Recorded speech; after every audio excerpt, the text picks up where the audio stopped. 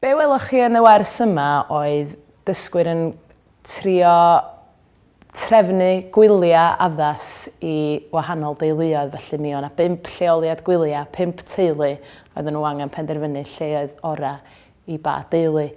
Mi fuon nhw'n paratoi yn y wers flaenorol, felly na dylygu chydig bach a trio paru.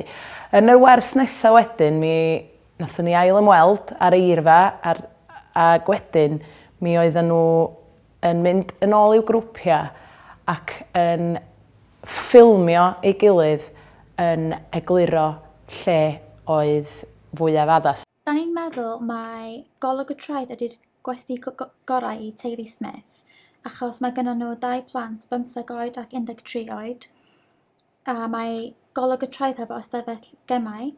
Hefyd, mae'r teulu Smith yn hoffi hwylio a mae golwg y traeth efo teithiau cwch. Dwi'n meddwl mae golwg y traeth ydy lle gorau i teulu Jones, achos mae'n teulu ifanc efo 2 plant, a mae gan golwg y traeth teithiau cwch, bolio deg, cinema a llawer o pethau i wneud i blant. Ar ôl iddyn nhw recordio ei gilydd hefo'r iPad a bod nhw'n hapus efo hyn maen nhw'n gyflwyno, beth sy'n digwydd wedyn, mae'r grwpiau'n newid ac maen nhw'n gwylio fideo'r grŵp arall. Wedyn, maen nhw angen nodi 2 beth da am fideo y grŵp, boed hynny yn ynganu neu bod nhw wedi cofio defnyddio amser yn gywir neu unrhyw batrwm. A hefyd wedyn, maen nhw'n rhoi 2 beth i wella ar gyfer tro nesaf. Mae nhw wedi siarad am amser hir, a mae nhw wedi egluro y llefaith yn dda iawn.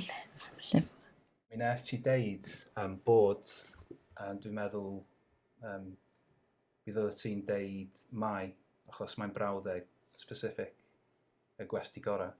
Felly mewn ffordd, maen nhw'n asesu gwaith i gilydd yn fan hyn, a mae'n gyfle iddyn nhw fyfyrio mewn ffordd dros eu perfformiad nhw, ond hefyd y grŵp arall. Mae'n dda yn enwedig ar lefelau uwch. Da chi'n gweld bod dysgwyr yn gallu gwthio hynny a cymryd cyfrifoldeb dros ddysgu nhw eu hunain.